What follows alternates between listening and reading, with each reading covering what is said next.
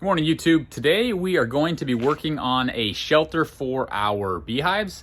Last year, our hive loss was related to moisture getting into the hive. Bees are good at dealing with cold, but up here in the Northwest, we had a really wet December, and we lost our hive in the last 2 weeks of December when we just had incessant rain, and there was actually moisture in the bottom of the hive when I went to check on them, and they were all gone. So in order to prevent that from happening in the coming 2022 season, we're going to build a shelter with a shelf for the beehive. So let's get started. So this is where the bees were last year. Super simple. It's just a pallet sitting on some concrete blocks. This pasture here is planted almost entirely with clover, which is just a cover crop that we stuck in here. We'll eventually have sheep in this pasture.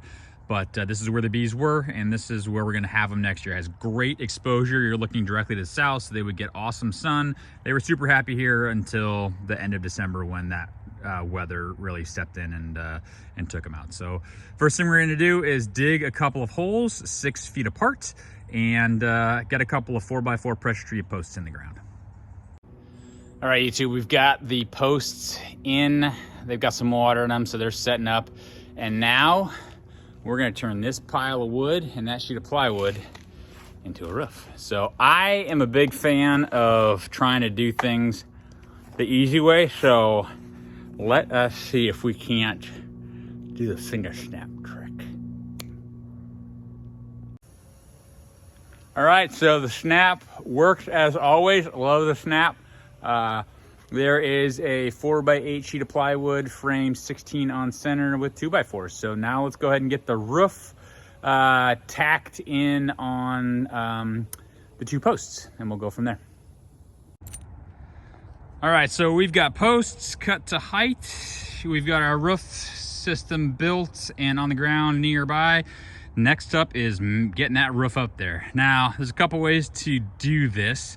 I could get a buddy over here and we could lift it and do that together, or we could use a Kubota. And I think this is the perfect job for the Kubota and the forks. So let's go get the tractor and have some fun. All right, real quick stop here. We got to give the geriatric pony her lunch bucket. So here you go, pony. Oh, you have some lunch. You're thinking about it. I know it's kind of cold. You can do it. You can do it. Come on. Come on. You're almost there. Almost there. You tasted it. Oh, you gotta lift the other leg. I know, it's tough. It's tough. You gonna do it? Oh, there we go. Good job. Good job.